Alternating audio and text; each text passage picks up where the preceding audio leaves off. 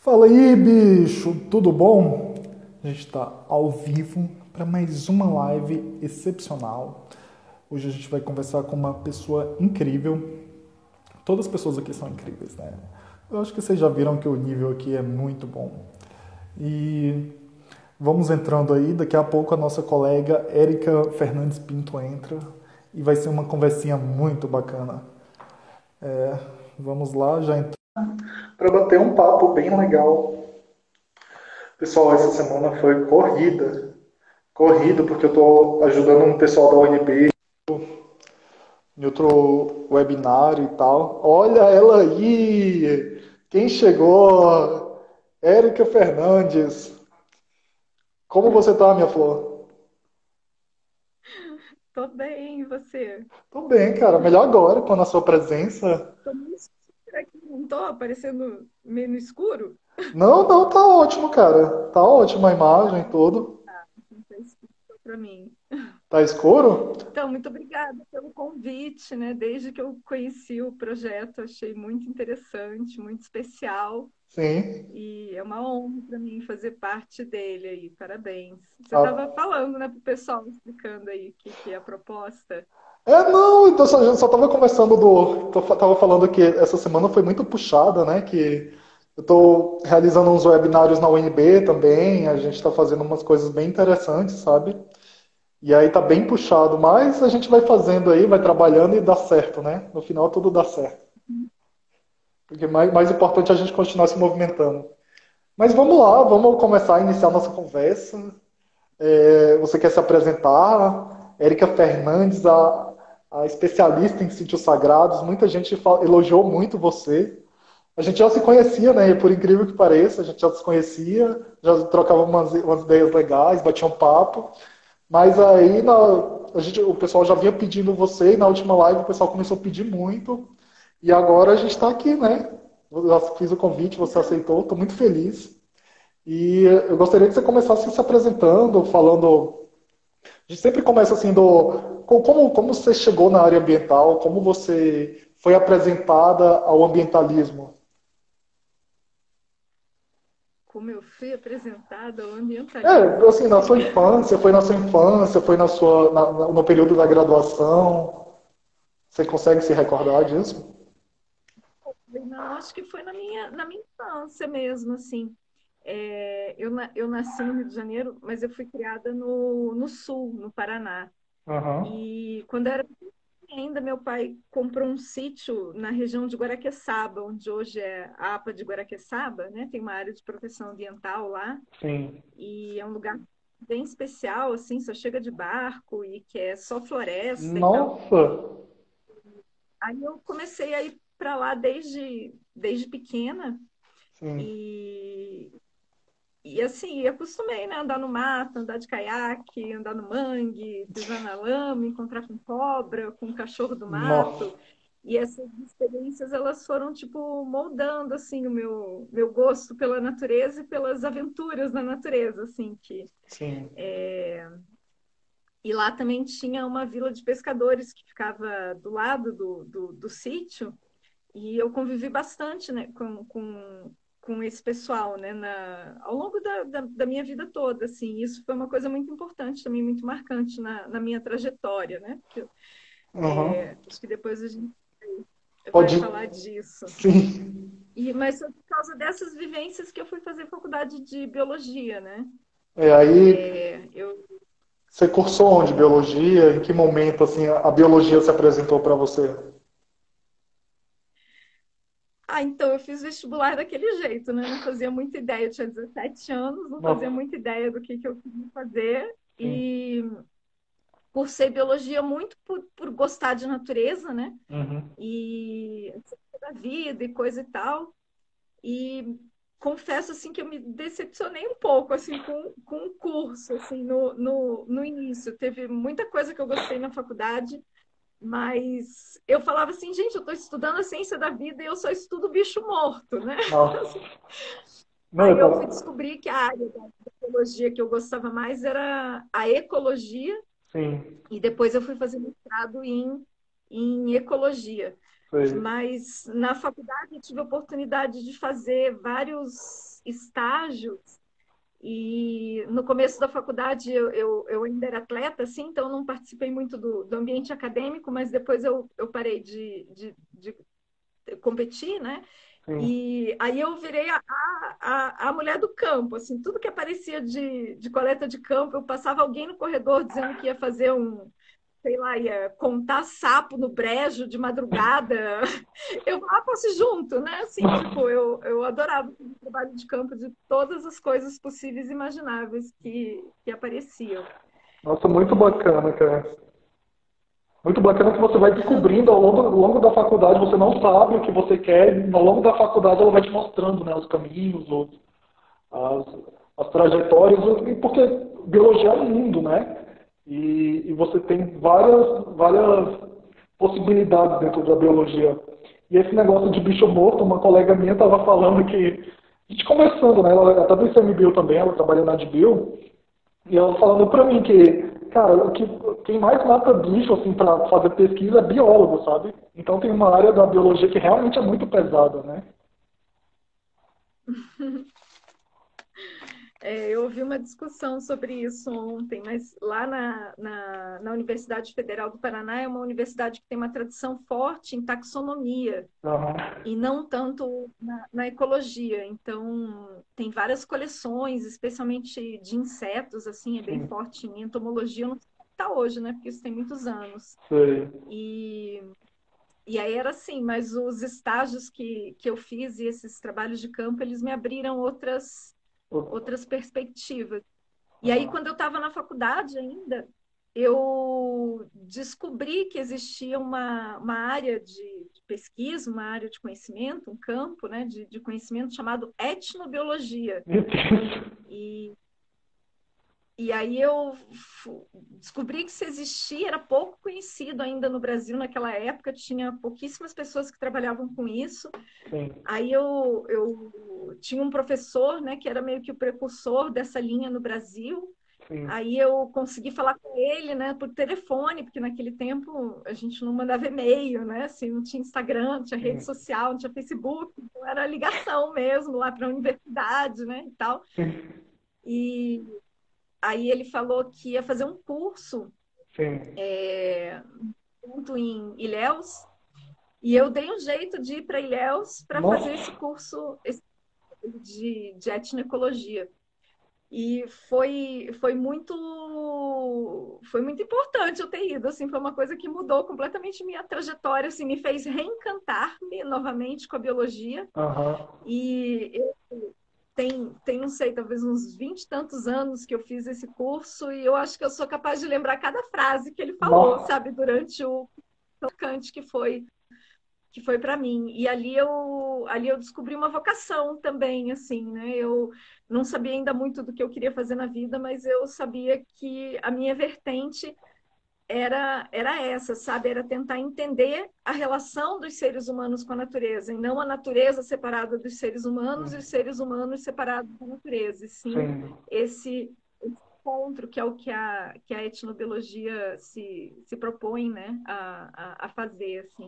Nossa, muito bacana. E Muito bacana. E você, saindo da faculdade, depois que você teve todo esse encontro com a etnobiologia, como é que foi seu processo logo após a faculdade? Você saiu, você foi fazer um mestrado logo em seguida, você continuou na academia, ou você já foi trabalhar, tipo, já foi resolver a sua vida? Como é que foi esse seu processo? então, ainda na faculdade, eu comecei a fazer trabalhos de consultoria Sim, na parte de pesca. E sim, aí eu continuei fazendo, assim, de levantamento com pescadores, era uma coisa que eu gostava bastante, assim, um universo que eu conhecia bem. sim, Aí eu continuei fazendo trabalhos nessa linha sim. e via consultoria. Eu fui passar um tempo na Inglaterra para estudar inglês e depois Nossa, eu trabalhei numa ONG conservacionista também, lá do Sul. sim, Não trabalhei por tempo, não me afinei muito com a proposta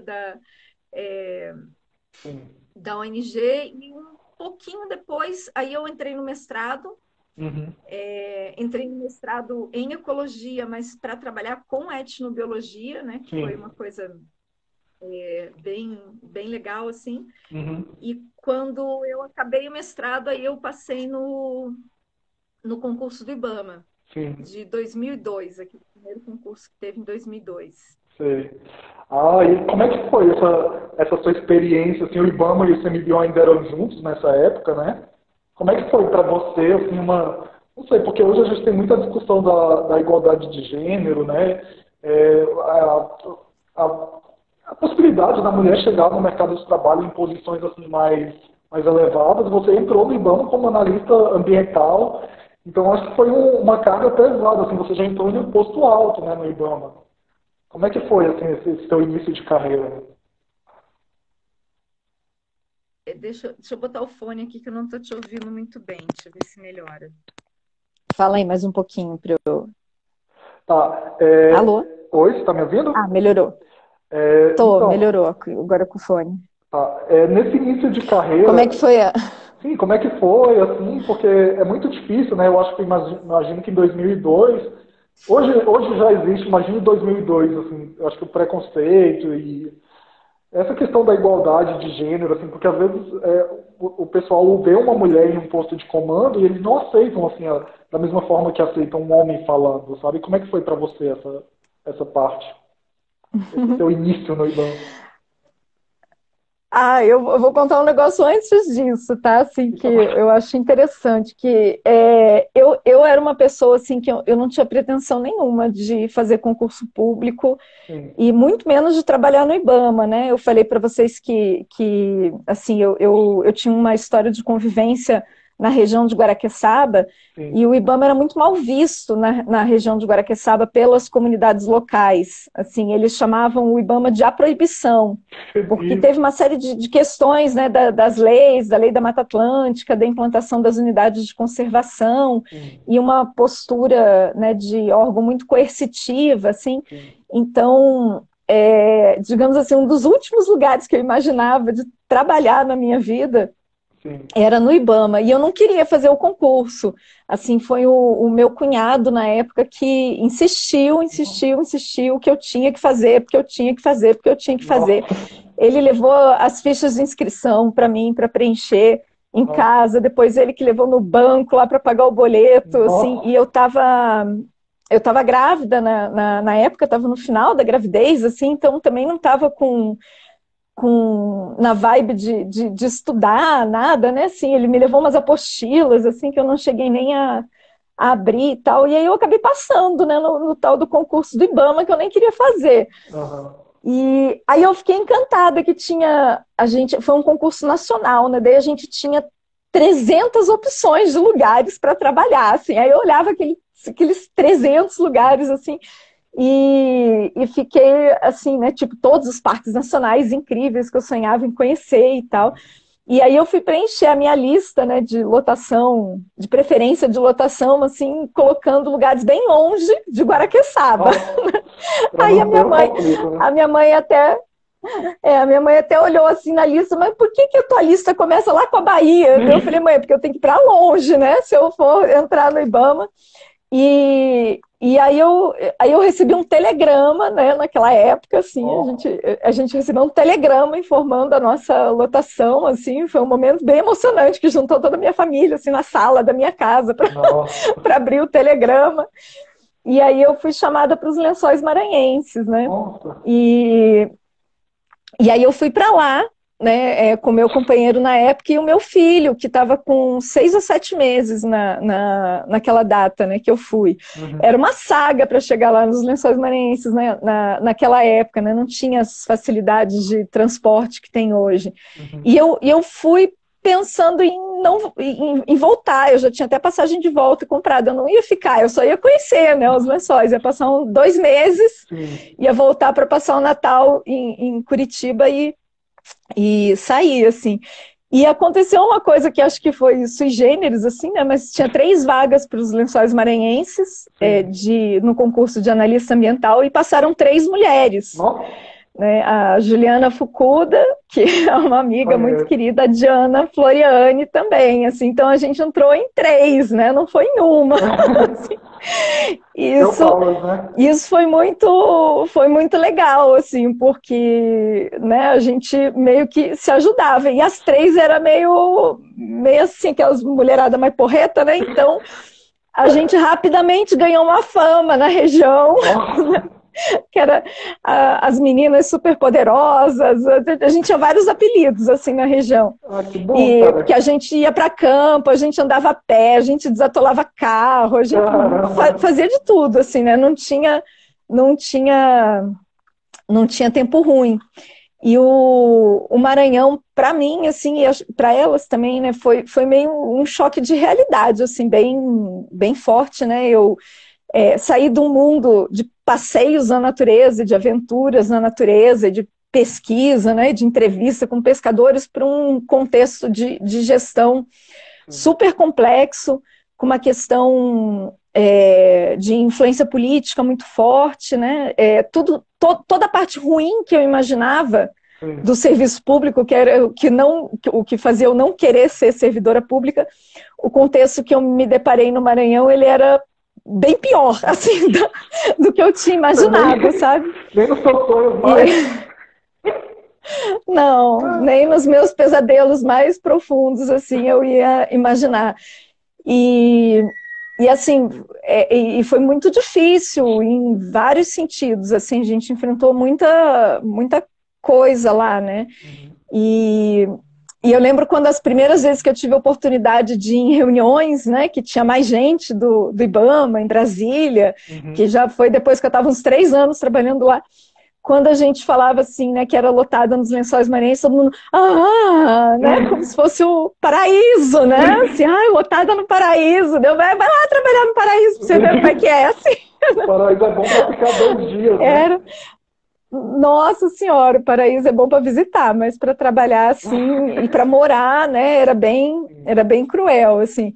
Mas falando da sua pergunta, né, eu cheguei na cidade, eu virei a Dona Érica, né, assim, e aí uma cidade de 4.000 habitantes, era uma cidade pequenininha, e onde tudo girava em função do turismo no parque. Então você vira autoridade de um dia para o outro. Sim. E com isso, também numa cidade pequena, você passa a não ter mais vida pessoal, né? Assim, porque tudo que você faz é público, tudo que você deixa de fazer, as pessoas sabem onde você mora, o que você come, onde você vive, com quem você falou, onde você foi, o que você fez.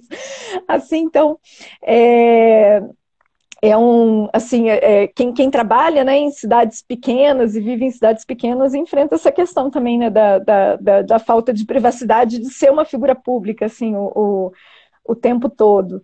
E lá foi uma grande escola, assim, para mim, né? E eu que pensei que eu ia para ficar 2 meses e voltar para casa, acabei ficando, porque eu, apesar de toda a situação ruim de trabalho que a gente tinha, e todas as questões né, que na época eram muito fortes, assim, ainda, né, dentro dos órgãos públicos, de influência política, de corrupção, de desvio de verbas e coisa e tal, eu fiquei encantada, assim, porque ao contrário de Guaraqueçaba, que o IBAMA tinha uma imagem negativa junto às comunidades, no Maranhão tinha uma carência tão grande de Estado que, assim, as pessoas pediam para a gente ir nos lugares, pediam para a gente visitar as comunidades, pediam para fazer palestra, para fazer projeto de educação ambiental, para ir nas escolas, assim. Então era demanda o tempo todo e as pessoas ficavam tão felizes quando a gente fazia qualquer coisa, sabe? Eu sentia, assim, sabe, o pouquinho que eu podia oferecer para aquelas pessoas era tanto, e por mais precário que fosse a nossa condição de trabalho lá nessa época, eu me sentia útil, sabe, assim, levando algo de bom, assim, para as pessoas, e isso foi o que me fez ficar trabalhando lá nos Lençóis e também trabalhando no serviço público, né, no final das contas eu tô até hoje. Tá, só para... O vídeo tá meio ruim, como é que tá a imagem? Tá boa para você? O seu vídeo parece que tá ruim, assim, eu pelo menos estou vendo ele ruim, e algumas pessoas aqui nos comentários eu vi que disseram que ele tá um pouco ruim. Uhum. Nossa, eu tô com um O problema. meu, acho que... O seu tá ótimo. É só, pessoal, a estrela da noite é a Érica. Eu tô com um problema de internet já tem umas 2 semanas e eu tô tentando ajustar isso, mas até o momento não deu certo. Mas o importante é que vocês conseguem me ouvir, eu consigo ouvir vocês. E como eu disse, a estrela aqui é a Érica e a gente, tudo que a gente faz aqui é para deixar o palco mais bonito para a Érica se apresentar. Tá bom? E é isso mesmo, pessoal. Vamos agora. O áudio tá bom, né? O áudio tá conseguindo me ouvir tranquilo, Érica? Eu tô ouvindo, agora que eu botei o fone tá melhor. Tá, beleza. Vamos lá. Você já falou dessa questão do Maranhão, você falou há 7 anos, né? Eu fiquei quase 5 anos. Eu entrei em 2002, eu saí no final de 2006 de lá. Sei. E depois que você saiu de lá, você foi para que área, hein? Então, deixa eu voltar um pouquinho na história, né? Assim, mas lá no Parque dos Lençóis tinha um plano de manejo daqueles feito meio na moda antiga, sabe? Aqueles documentos gigantes de 400 páginas, cheio de detalhe, tipo número de tomadas que tem que ter na sala do chefe, esse tipo de coisa. E sequer mencionava a existência das comunidades tradicionais, que lá no parque tem várias, né? E eu sabia que existiam essas comunidades tradicionais no parque por causa de um livro maravilhoso, assim, de um colega, Álvaro D'Antona. Falar o nome E chama O Verão, o Inverno e o Inverso, Comunidades Tradicionais dos Lençóis Maranhenses. É uma coisa assim, eu não tenho certeza do título agora, né? Sim. E eu, como tinha esse perfil, né, de etnobióloga, daí eu descobri que o plano de manejo não falava das comunidades, e não tinha mapeamento das comunidades e tal, aí eu me dispus a ir mapear e conhecer as comunidades que estavam dentro do parque, né? A pé, foi mais que um trabalho de campo, foi uma peregrinação, porque foram quase 2 meses andando de comunidade em comunidade, foram 55 comunidades assim, que a gente mapeou naquela época, apresentando o parque e vendo o que eles achavam dessa história e conhecendo as comunidades. E foi uma experiência fantástica, assim, para mim, porque em Guaraqueçaba eu trabalhava muito, assim, com como as coisas tinham sido no passado, né? Assim, a gente falava de conhecimento tradicional sobre as plantas, os animais, plantas medicinais, e não sei o que, muito assim, como um resgate de conhecimento. E lá no Maranhão, não, essas coisas estavam vivas e pulsantes, assim, então isso me encantou muito, né? E na época eu escrevi um projeto para fazer um termo de compromisso com as comunidades de dentro do parque, que não foi adiante, apesar de que a gente até conseguiu financiamento externo e tal, parceria, porque esse instrumento ele não estava regulamentado, né? Não tinha o como fazer, assim, e tal, e pelas voltas aí que a vida dá, né? Dando um salto no tempo. Depois que eu fui parar em Brasília, alguns anos, assim, entre outras coisas, eu fiz a norma, né, a instrução normativa sobre termo de compromisso. Foi um esforço colaborativo, assim, de muitas pessoas. E ano passado eu voltei aos Lençóis, a convite lá da equipe local, para fazer o termo de compromisso com as comunidades do parque, assim, depois de 13 anos, então, a gente voltou e conseguiu fazer. Uhum. Ai, que legal.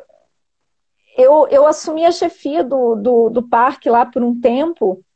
Eu fiquei um ano e pouquinho na chefia do parque, mas num contexto bastante difícil, assim, que teve uma ação daquelas da Polícia Federal de prende todo mundo, né, e fez uma limpa no Maranhão, assim. Você estava me falando que muitas pessoas foram presas, né, os servidores antigos, aqueles da moda antiga, né, que não passaram em concurso, e pessoas no geral, assim, que trabalhavam na área ambiental foram presos porque participavam de corrupção, essas coisas?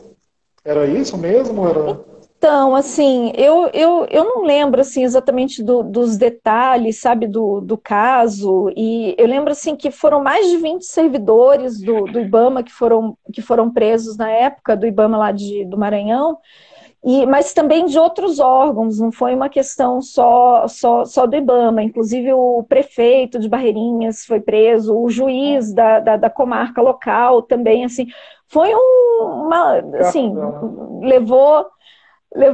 foi um monte de coisa. Aí o parque ficou sem chefe, Barreirinhas ficou sem prefeito, a cidade ficou sem juiz e coisa e tal.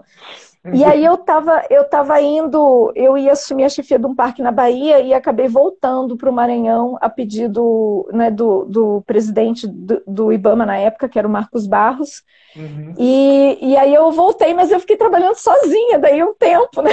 Assim, mas foi bem legal, assim, porque a gente fez um grupo de voluntários, então, muito antes de se falar de programa de voluntários lá nos Lençóis, a gente tinha um grupo de voluntários, que eram as pessoas com quem eu trabalhava, né? Mas aí eu já estava, né, com meu filho um pouco maior, assim, então depois que eu voltei com esse compromisso de ficar só por um ano. E aí depois eu tava estudando, assim, né, tipo, para onde ir, estava avaliando algumas propostas também, e aí eu recebi um convite para ir para Brasília.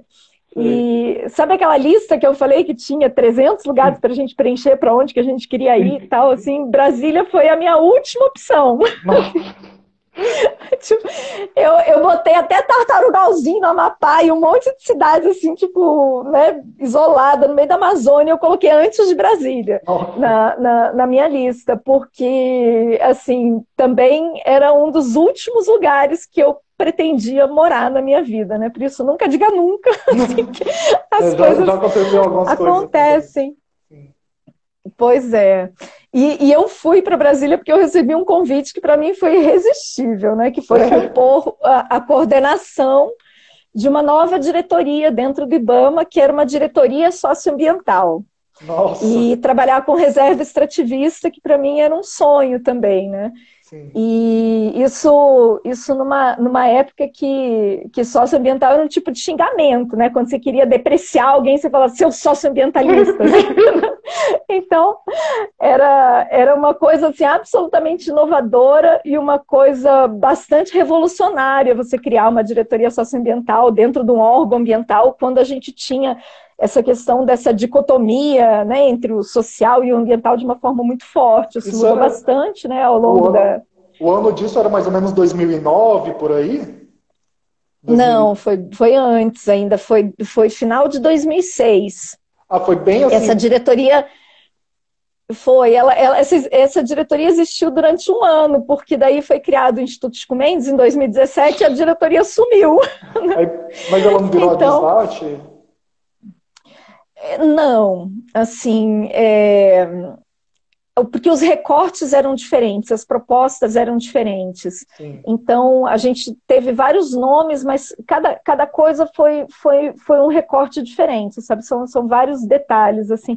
Sim. Mas eu tive a oportunidade daí de trabalhar com umas pessoas, assim, que marcaram, assim, profundamente a minha trajetória. Tipo, depois daqueles anos no Maranhão, enfrentando contextos bastante difíceis de trabalho, aquela diretoria era tipo um oásis, assim, sabe, no meio do universo. O professor Quintas, a turma da educação ambiental, né, o Elísio, Beth Uema, Patrício, que tem quem goste do tema, tem quem não goste, mas eles são uma referência importantíssima, assim, no Brasil e no mundo, né? E tem um legado incrível, e suas sementes estão por aí, né? Espalhadas no país todo. Trabalhei com a Deise Siqueira, que era uma socióloga da UNB, super subversiva, uma grande amiga também.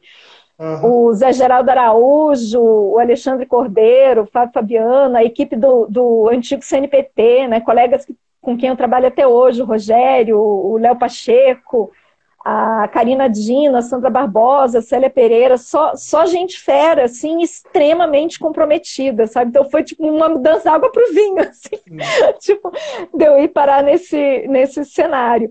E eu fiquei responsável por uma agenda de criação de reserva extrativista, que era uma coisa que eu adorava, assim, isso me deu a oportunidade de viajar por várias regiões do Brasil e conhecer populações assim que eu não tinha nem ideia que elas existiam. Sim. Sabe, tipo, os faxinalenses das matas com araucárias do sul, as catadoras de mangaba das restingas do Nordeste, os retireiros do Araguaia, os pomeranos das montanhas do Espírito Santo,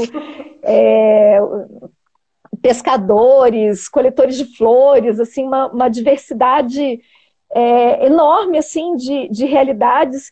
E aí foi outro choque de realidade para mim, sabe? Tipo, diferente do choque de realidade do Maranhão, mas foi me deparar assim, em campo, assim, na real, com o que tem de mais cruel de desigualdade, de injustiça social no nosso país, assim, porque onde tem demanda de criação de resex é porque está dando algum problema muito sério Sim. com os poderes instituídos, né? Então, são sempre disputas numa relação de força bastante desigual, assim. Então, E essa daí é uma agenda que ela exige muita militância. nossa, imagino, porque normalmente você faz essa questão socioambiental muito por amor, né? Amor à causa, amor a você acreditar no que você está fazendo. Mas, Érica, agora passando um pouco para frente, a gente até comentou essa questão desse conflito, né? Porque que existiu no passado, hoje já muito é superado, né? Mas é bom relembrar, até para não cometer os mesmos erros do passado, né? Mas hoje em dia você vê como está assim, mais consolidado essa questão entre a proteção ambiental, a questão socioambiental e a questão biológica de fato, assim, de proteger a fauna e a flora, porque sempre tem o ambiente macro, né? Que o ambiente macro é mudanças climáticas, aumento dos oceanos, e tem a questão mais micro, assim, vamos preservar só esse animalzinho aqui e tal, e a gente está fazendo nossa parte. Como você vê agora a união dessa questão toda no Brasil e no mundo, sabe? Então, eu acho que a gente está num processo de mudança, né? Assim, o paradigma da conservação ambiental no mundo, ele está mudando, né? Internacionalmente. O marco dessa mudança foi 2003. A gente no Brasil demorou um tempo assim para se alinhar com as tendências internacionais, ainda não se alinhou integralmente, né? Mas a gente teve também uma questão de reconhecimento de direitos, né, dos povos e comunidades tradicionais no Brasil, que ainda está muito longe de ser o ideal, mas que favoreceu, né, a questão desses grupos sociais terem um pouco mais de visibilidade na nossa sociedade. E, de fato, eu acredito, pelo menos, que toda conservação ambiental é feita com gente. Sim. A gente não protege bicho nenhum trabalhando com bicho, a gente protege o bicho trabalhando com gente. Assim, a gente está o tempo todo fazendo manejo de comportamentos das pessoas sobre os ambientes, e não fazendo o manejo dos bichos, a não ser que a gente tranque no laboratório e deixe lá todo mundo quietinho, mas o tempo inteiro, quando a gente fala de gestão ambiental, a gente está lidando com questões sociais e interações humanas, porque se não fosse a questão das interações humanas, a gente não precisaria ter um órgão de conservação ambiental, né? Então, tá na base, né? E a gente demorou muitos anos para reconhecer isso, que o nosso trabalho, sim, é um trabalho que tem uma inserção econômica, que tem uma inserção política, que influencia na dinâmica dos territórios, que influencia na vida das pessoas, seja das pessoas que visitam, seja das que moram em volta, seja das que moram dentro, né? Em Brasília, depois de trabalhar com as Resex, eu fui trabalhar na CGZAN, né? E a gente vai falar um pouquinho, um pouquinho disso, né? A gente podia introduzir esse assunto com uma pergunta que no nosso debate prévio foi muito interessante, assim, que foi a questão de por que as pessoas preservam, né? Por que a gente protege a natureza? Por que a gente gosta da natureza, né? Então, nesse sentido, e até você alinhando isso com o seu trabalho na CGZAN, você podia explicar para a gente como foi engrandecedor esse seu trabalho na CGZAN e também explicar de onde surgiu assim, essa pergunta, por que as pessoas preservam? É, então, uma pergunta que eu gosto de fazer quando eu vou começar minhas palestras sobre o tema que eu trabalho atualmente, e aí vou pedir a colaboração aí das pessoas que estão assistindo, Sim, essa pergunta: por que que você gosta da natureza? Vou sim. pedir para quem está assistindo aí botar nos comentários. Vamos ver Coloque aí, o que pessoal. sai aí, pessoal. Por que você gosta da natureza? Vamos fazer essa parte de interação aí. Quem está assistindo responde para a gente ao vivo aqui, que a gente vai ler também os comentários de vocês. E respondam aí por que vocês gostam da natureza. Enquanto isso, você pode ir explicando a questão da Seigesan e sua trajetória na DSAT. Tá. Então, aí teve a reestruturação do Instituto Chico Mendes. A gente tinha uma divisão, né, que foi criada no decreto inicial, e depois foi feito esse novo recorte por macroprocessos. Aí eu fui convidada a assumir a coordenação geral de gestão socioambiental, que incluía a parte de gestão participativa, de educação ambiental, e uma coordenação nova, né, assim, uma área de atuação nova na instituição, que é a tal da COGECOT, né, a Coordenação de Gestão de Conflitos e Sobreposição Territorial, Sim. que é uma área que eu particularmente me empenhei muito para que ela existisse dentro da estrutura da instituição, porque eu nunca me conformei em trabalhar só com as populações tradicionais das RESECs, né? Eu vivi, inclusive, uma situação bem esdrúxula, assim, né? Que eu fui visitar uma área na Amazônia e tinha um rio, assim, e um lado do rio era uma resex, outro lado do rio era um parque. Nossa. E aí, assim, tipo, era a mesma comunidade, né? Tipo, o irmão morava cada um do lado do rio, e aí os que moravam desse lado do rio eram os aliados da conservação, e os que moravam do outro lado do rio eram os inimigos da conservação. Eu falei, gente, mas são as mesmas pessoas, como é que eles podem ser os aliados e os inimigos? Tipo, só porque um tá do lado do rio, outro tá do outro lado do rio, né? Então, o problema não era as pessoas estarem de um lado do rio ou do outro lado do rio, né? O problema era a forma como a gente considerava elas, assim.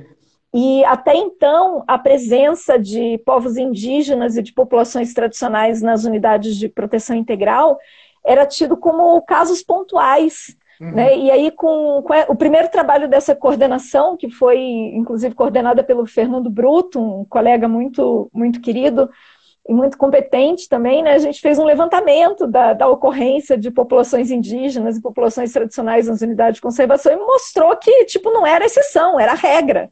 Né? Praticamente todas tinham sobreposição com territórios indígenas ou com territórios de comunidades tradicionais. Sim. E aí a gente começou a trabalhar esses instrumentos de gestão, né? Mas não foi nem um pouco fácil, porque a gente não era visto com muitos bons olhos, nem pelo público conservacionista mais radical, assim, que achava que a gente estava, tipo, entregando as unidades de conservação para as pessoas que estavam lá há 400 anos, né? Ou mais, né? No caso dos indígenas, há milhares de anos. Sim. E simplesmente por reconhecer que eles existiam, que eles tinham direito sobre aquele território, que eles tinham o direito de estar lá, e nem pelo outro lado, porque durante um tempo ainda, né, a gente era o inimigo, né? Tipo, para os indígenas, para as populações tradicionais, os órgãos ambientais também eram os inimigos. Então a gente teve que quebrar, assim, uma série de barreiras de ambos os lados, né? E muitas vezes eu ouvi essa pergunta, de que lado que você é? E eu falava, gente, eu não sou de lado nenhum, eu sou do lado dos dois, eu sou do lado do meio. Assim, tipo, e isso foi uma coisa muito, muito interessante, assim. E aí foi no contexto desse trabalho com povos indígenas que eu fui parar lá na terra indígena Raposa Serra do Sol. Nossa. E num evento dos índios em Garicó, depois de muitos anos, quase 10 anos, sem diálogo com o IBAMA, porque o IBAMA tinha se posicionado de forma contrária à demarcação da terra indígena Raposa Serra do Sol, por conta da sobreposição com o parque, né? Então, houve um rompimento de diálogo ali, mas graças a uma equipe local, assim, muito legal, assim, muito comprometida também, isso foi sendo alterado, né, por uma série de questões, uma série de ações de gestão, E o conflito lá era meio estranho, porque eles, na verdade, não viviam dentro da área do parque. Assim, a população que vivia dentro da área do parque era muito pequena. Sim, A maioria vivia fora do parque, as aldeias eram fora do parque. sim. Mas o conflito deles com o parque era porque o parque tinha os lugares sagrados deles. Sim. E eles queriam que esses lugares sagrados fossem preservados e não fossem objeto de turismo, né? Érica, agora é um momento que a gente vai unir 3 pontas que a gente deixou aqui em uma. Que é esse seu trabalho. A gente vai unir as perguntas, se você puder repassar rapidinho as perguntas aqui. A pergunta que a gente fez, por que você gosta da natureza, né? A Thay Castro falou que é para me sentir viva, o Fernando Tatagiba falou que é um sentimento íntimo e de pertencimento, de bem-estar, porque ele está em contato. O pessoal basicamente preserva e gosta da natureza porque eles se sentem parte dela, né? E aí eu queria que você aliasse isso com o seu trabalho de sítios naturais sagrados do Brasil, né? E esse seu trabalho que você desenvolveu, que, se eu não me engano, tem até uma portaria, né, já publicada e tudo. Então a gente pode falar sobre isso, porque a gente vai estar tratando em cima dessa portaria, do seu trabalho e como essas coisas tudo se linkam, né? De como é importante você ter uma comunicação, saber por que a pessoa gosta da natureza para ajudar a preservar ela. Então, assim, você já falou boa parte da minha resposta, né? Assim, mas o discurso ambientalista, durante muito tempo, ele foi focado em aspectos técnicos científicos, em dados, né, de taxas de desmatamento, poluição, extinção de espécies, um discurso bastante pessimista e que transforma a natureza, de uma certa forma, em algo biologizado, né, assim, restrito a plantas e animais, desumanizado, destituído de seus valores simbólicos. Né? Dentro desse paradigma de que, para conservar, a gente não pode ter pessoas, se negou também as relações culturais que determinados grupos sociais e que todos nós temos com a natureza. Sim. E quando a gente pergunta para as pessoas por que as pessoas gostam da natureza, normalmente a gente recebe respostas que têm a ver com valores culturais imateriais. Né? Eles estão falando justamente de relações de afeto, de memória, de identidade, de história, de pertencimento, sensação de comunhão, né? Esse aspecto da espiritualidade ligado à natureza, que é um fator muito importante para muitas pessoas, independente de serem religiosas ou não, né? A natureza tem uma coisa assim de comunhão com a vida, né? Com algo que tem um sentido maior, né? E aí fica a pergunta, né? Mas se as pessoas gostam da natureza por causa dessas coisas, por que quando a gente vai tentar cativar as pessoas para proteger a natureza, a gente fica falando só de bicho, de planta, de taxa de desmatamento, um discurso pessimista, né, que acaba que ele não sensibiliza as pessoas. Ele é super importante, né, a gente não pode negligenciar essas coisas que são extremamente relevantes no mundo atual, mas não é por essa via que a gente cativa as pessoas a se importarem com a natureza e se importarem com as áreas protegidas. Aí, quando as áreas protegidas se tornam lugares de não relação cultural, né, quando se tenta transformar essas áreas negando as relações culturais que existem nesses territórios, elas acabam criando uma antipatia com relação às comunidades locais que estão ali no entorno e até mesmo moldando, né, o uso público, a visitação só a partir de um perfil de pessoa e não a partir de uma diversidade de perfis de pessoas que a gente tem no nosso país, com diferentes culturas, diversas tradições, né? Como é que os povos indígenas são considerados nesse contexto, como é que os povos de matriz africana são considerados nesse contexto também. Érica, então, vai lá. Agora vamos lá.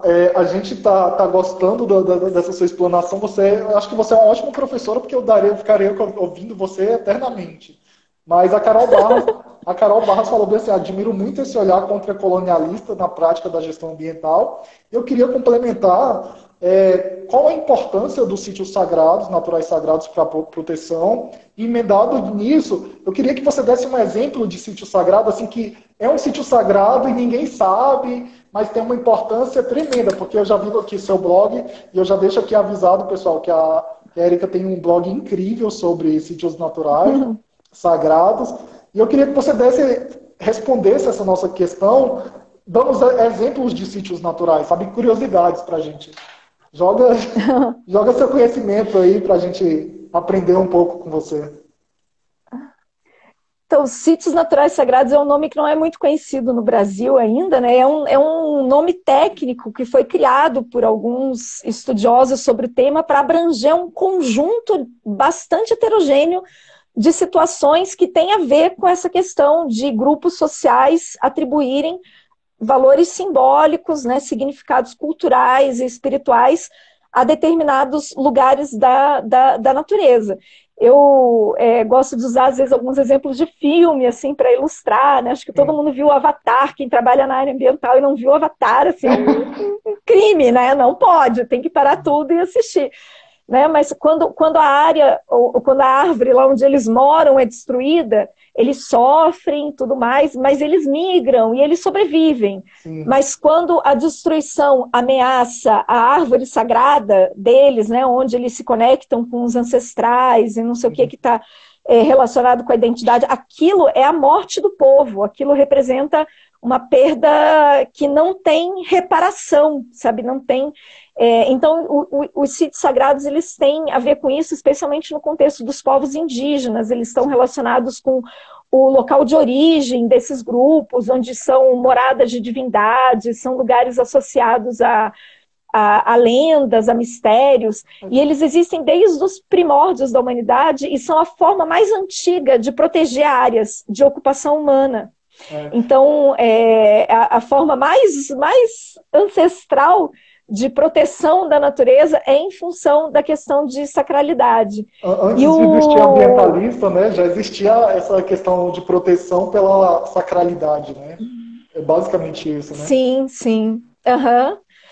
E até hoje, assim, existem áreas que nunca foram acessadas por nenhum ser humano, que elas são protegidas por tabus com relação à sua sacralidade, assim, especialmente montanhas mais altas. Tem várias montanhas no mundo que nunca foram escaladas e que não é porque ninguém consegue escalar, é porque não se pode escalar realmente em função de restrições relacionadas com a sacralidade.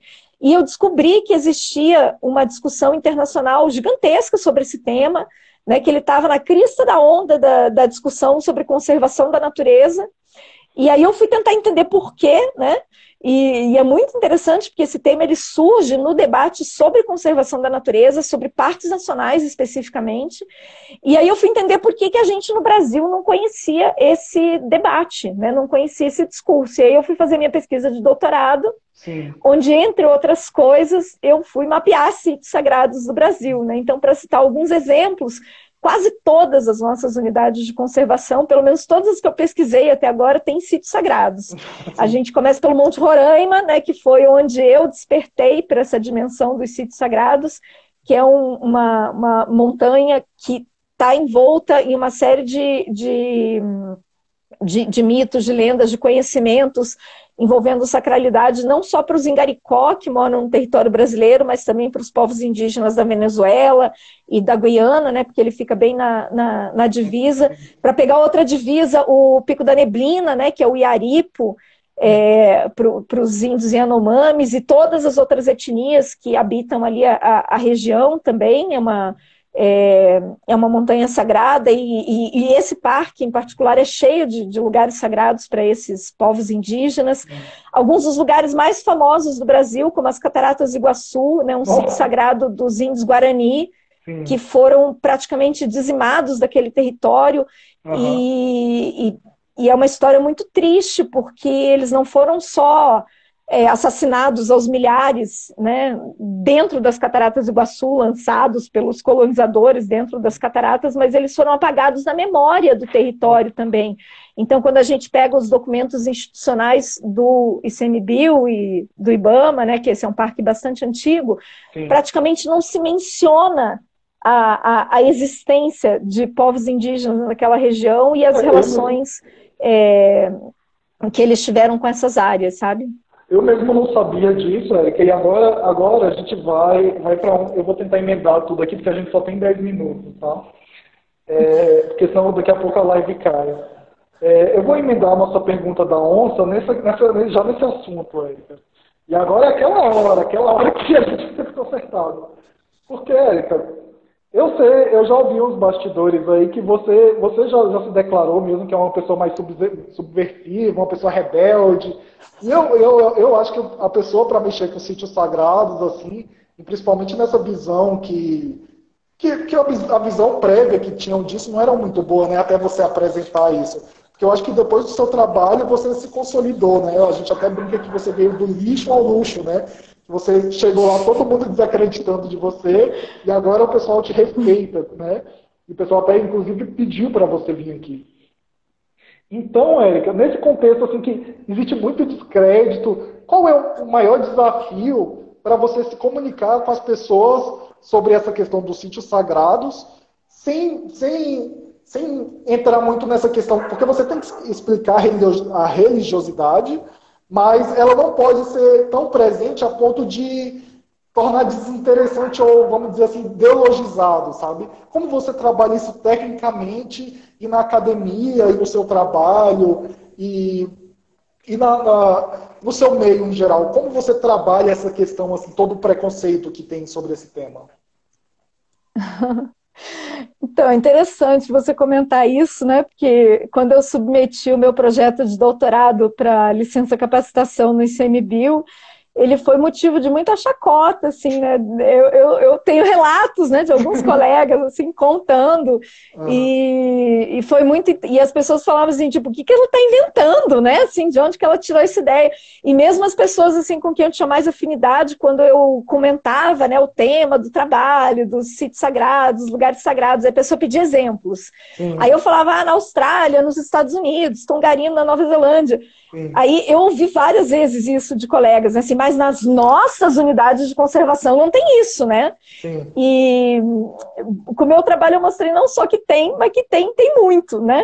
Sim. Tanto que uma das epígrafes da minha tese, que eu coloquei até no último capítulo, é assim, e aquilo que se revelará aos povos surpreenderá a todos, não por ser exótico, mas por ter estado tanto tempo oculto, quando terá sido o óbvio, né? Assim, é o óbvio. E essa questão, assim, da gente fazer gestão de unidade de conservação a partir da realidade, não a partir da utopia que a gente fica imaginando que seria uma situação ideal que não existe. Sim. Sabe, as unidades de conservação tem gente dentro, tem gente no entorno, tem gente que visita, tem gente que faz coisa errada, tem gente que faz coisa boa, assim, mas quando a gente trata a sociedade como inimiga, tá, assim, por exemplo, hoje, isso ainda é muito forte, né, na gestão das unidades de conservação no Brasil, apesar de ter tido muitas mudanças, mas a prática apenas coercitiva, ela não leva a mudança de comportamento, né? Ela não leva a mudança de consciência. O que leva a mudança de consciência é aquilo que acessa o coração emocional, a gente falar a língua das pessoas, né? E nesse contexto, não importa muito o que eu acredito pessoalmente, né? A gente estava comentando anteriormente que tem um monte de unidades de conservação com altos registros de ocorrências ufológicas e todo um movimento, né, de pessoas que visitam essas áreas para tentar avistar alguma coisa diferente, algum fenômeno diferente relacionado com isso. Se eu acredito nisso pessoalmente ou não, não é o ponto. O ponto é que tem centenas de pessoas que acreditam nisso e que visitam a unidade de conservação com esse objetivo, e isso é um direito legítimo das pessoas apreciarem a natureza a partir dos seus valores e não a partir dos meus valores, né? Então, eu sou muito assim do caminho do meio mesmo, assim, de buscar desmistificar a minha tese, né? Você falou do negócio da lama ao lixo, né? Porque eu passei de um projeto que foi objeto de chacota para uma tese que ganhou prêmios acadêmicos, inclusive de melhor tese do Brasil dos últimos 2 anos, sobre o tema sociedade e natureza, assim, né? Um reconhecimento acadêmico bastante interessante, né? E muito, assim, inclusive quando eu ganhei esse prêmio, eles falaram me premiaram pela minha audácia de falar de um tema que era tabu na academia e na gestão pública. E uma coisa que eu achei muito interessante foi porque quando a gente começa a falar disso, todo mundo conhece alguma história relacionada com isso. Isso faz parte da nossa memória, isso faz parte da nossa vida, isso faz parte da nossa identidade. Então, eu nunca conversei com uma pessoa que não tinha uma história para contar relacionada com essas coisas, assim. E o meu levantamento de sítios sagrados no Brasil foi feito a partir de relato de pessoas. Ele não foi feito a partir de pesquisa bibliográfica, porque a gente não tinha muita pesquisa, muita referência bibliográfica sobre esse tema no país, né? Uhum. E eu acho que é isso, a gente buscar desmistificar alguns discursos. Eu tenho tido muita aceitação, sabe, assim, falando desse tema para diferentes públicos, inclusive para ateus, para cientistas, para, tipo... Vou fazer minha meia-culpa aqui, eu sou ateu e já comprei o tema. Érica, a gente só tem mais 3 minutinhos. O Ernesto Castro aqui, que era ex-chefe do Serra dos Órgãos, e eu acho que é do mais conhecido sítio sagrado do Brasil, que é o Cristo Redentor, né? A gente não vai ter tempo de discorrer isso. Ele falou da sua citação, o índio Caetano Genial, os trilhos do filho, falou não leva mesmo. A Tainá Cracato falou mãe terra é a batida do coração. E que a gente está indo para o final agora, eu queria chegar àquela parte que eu vou te colocar mais uma vez uma saia justa. Eu queria que, primeiro, perguntar para você quem você elogia na área ambiental em geral. E se a gente está vivendo muito essa questão do mundo distópico, e no mundo distópico, quem você indicaria para ministro do Meio Ambiente, para presidente do presidente do ICMBio? E já pode me dar suas considerações aí também. Tá, vai acabar o tempo, né? Eu tô sabendo. Então eu vou ser breve na minha resposta também, né? Que eu fiquei pensando quando você falou disso. Sim. Elogio. Eu gostaria de fazer um elogio aqui ao meu ex-chefe e coordenador da CGESAM, Paulo Russo, que é uma pessoa fantástica e que tem uma trajetória profissional muito legal, assim, que eu não me atrevo nem a começar a enumerar, porque não cabe nesse restinho de tempo, assim, né? Mas uma habilidade, assim, de conseguir quebrar muros e construir pontes, sabe? E abrir canais de diálogos em situações impensáveis, assim. Ele, para mim, é um grande exemplo de uma personalidade, de uma atuação profissional que consegue fazer isso, assim. Então, em termos de elogio, eu gostaria de elogiar o meu querido amigo e eterno chefe. E com relação a quem eu indicaria para ser ministro, né? Eu não consegui pensar em ninguém no primeiro momento, aí depois eu lembrei do Rômulo, né, que infelizmente não está mais aqui com a gente, mas se ele estivesse vivo ainda, eu indicaria ele com certeza. Nossa, você saiu bem. Porque meu eterno presidente, e eu lembrei de quando o Rômulo foi indicado presidente do ICMBio, foi a partir de uma indicação coletiva, não foi uma indicação política individual, sabe? Ele construiu um plano de trabalho com a colaboração de dezenas de pessoas, assim. Então, quando ele assumiu a presidência da instituição, ele tinha um compromisso público firmado, né? Inclusive com os servidores, né? De qual que seria a linha de gestão dele, assim. Então, para além de indicar uma pessoa, né, eu indicaria uma forma de escolher os chefes dessas autarquias que fosse mais nessa linha do que foi feito naquela época. E eu queria, para finalizar, né, agradecer essa oportunidade de pensar na minha trajetória, né? Parece que foi ontem que eu entrei no IBAMA e quase 18 anos já se passaram. E se lá em 2002, quando eu fiz o concurso, eu não queria ser servidora pública nem trabalhar no IBAMA, eu tenho orgulho, assim, de dizer que eu sou servidora pública e, assim, me emocionar aqui um pouco. E tenho muito orgulho de trabalhar nesse MBio, assim, eu gosto muito da minha instituição, assim, e eu tenho muito orgulho, sabe, de ter ficado, e tenho muito orgulho de ser servidora pública, e não só do trabalho que eu faço, mas do trabalho que centenas, quiçá milhares de colegas fazem, assim, porque eu acho que a gente tem uma instituição formada por pessoas fantásticas, não só servidores, mas colaboradores, terceirizados, voluntários, brigadistas, assim, que 10 são segundos. um diferencial incrível. E o meu sonho é que as nossas unidades sejam não espelho das mazelas, mas faróis a iluminar uma nova relação com a sociedade.